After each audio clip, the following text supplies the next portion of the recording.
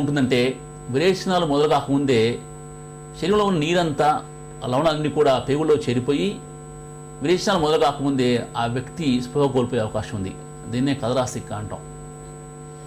So ఈ కాలంలో ఏ వ్యక్తికైనా విరేచన మొదలు కాగానే, ముఖ్యంగా నీళ్ళ విరేచన మొదలు కాగానే వెంటనే డాక్టర్ని సంప్రదించాలి. కదరా వ్యాధిలో విరేచనాలు రైస్ వాటర్ లాగా ఉంటాయి, అంటే గంజినీరులాగా ఉంటాయి.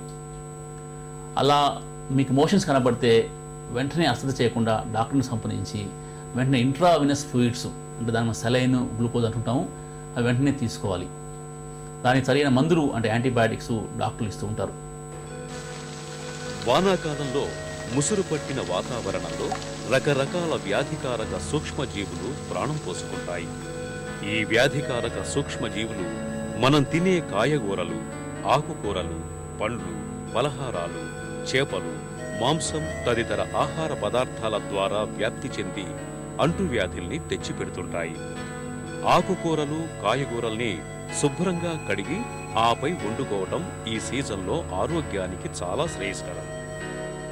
ఈ వానాకాలంలో వచ్చే జబ్బులు అంటే వాంతులు, బేదులు కానీ, జాండీస్ కానీ, ఇటువంటి ఇన్ఫెక్షన్స్ డిజీజ్ అన్నీ కూడా చాలా వరకు మనం ప్రివెంట్ చేయొచ్చు. దీన్ని ప్రివెంటబుల్ డిజీజెస్ అంటాము.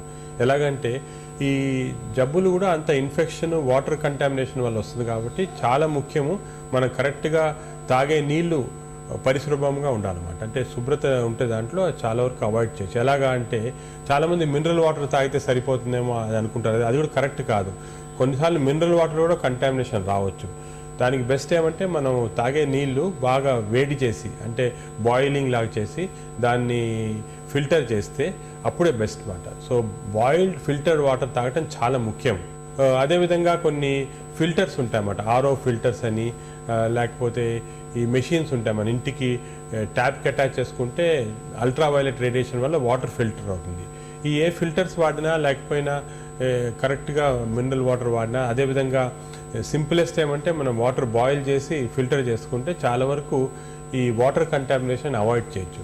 అదేవిధంగా ఉట్టి వాటర్ కాకుండా వంట పదార్థాల్లో కూడా కంటామినేషన్ అవాయిడ్ చేయాలా. ఇది కూడా ఇక్కడ వాడే వాటర్ కూడా ఫిల్టర్డ్ వాటర్ కానీ, బాయిల్డ్ వాటర్ కానీ వాడాల్సిన అవసరం ఉంటుంది అన్నమాట మనం వంట చేసేటప్పుడు కూడా.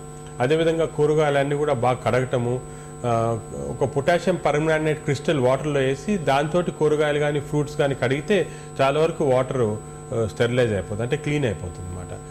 అదేవిధంగా ఫ్రూట్స్ కూడా చాలా జాగ్రత్తగా ఉండాలి. కట్ ఫ్రూట్స్ తినకూడదు. బయట మనం స్ట్రీట్లో కట్ ఫ్రూట్స్ ఉంటాయండి, యాపిల్ కానీ అటువంటి తినడం వల్ల దానిపైన ఈగలు వాలి మళ్ళీ కంటామినేషన్ రావచ్చు. అది అవాయిడ్ చేయాలా. ఫ్రూట్స్ తిన్నా కూడా కంప్లీట్గా వాష్ చేసి తినాలన్నమాట. ఇటువంటి కొన్ని ప్రికాషన్స్ ఆహారంలో, అదేవిధంగా వాటర్లో తీసుకుంటే మనం ఇన్ఫెక్షన్స్ అవాయిడ్ చేయొచ్చు. బయట వానాకాలంలో బయట హోటల్లో తిన్నప్పుడు కూడా జాగ్రత్తగా ఉండాలా. ఈ సలాడ్స్ కానీ, ఫ్రూట్స్ కానీ అటువంటి తినకూడదు. వేడి వస్తువులే తినాలా. వేడి వస్తువులు తిన దానివల్ల మనకి కంటామినేషన్ వచ్చే అవకాశం తక్కువ మాట. పబ్లిక్ వాటర్లో వచ్చే సిస్టమ్స్ కూడా డైరెక్ట్గా తాగకూడదు. అది ఆ త్రాగే నీళ్ళని మనం కంపల్సరీగా బాయిల్ చేసి ఫిల్టర్ చేయాలి. ఆల్దో గవర్నమెంట్ క్లోరినేషన్ చేసినా కూడా మనకి వాటర్ ఫైనల్గా వచ్చేటప్పటికి కంటామినేషన్ ఛాన్స్ అవకాశం చాలా ఉంది ట్యూబ్స్ నుంచి. దానివల్ల కూడా ఈ పబ్లిక్ వాటర్ కూడా మనం కంప్లీట్గా దాన్ని బాయిల్ చేసి ఫిల్టర్ చేసి ప్రికాషన్ తీసుకోవాలి, లేకపోతే ఇన్ఫెక్షన్ వచ్చే అవకాశం ఉంది. ఒక చిన్న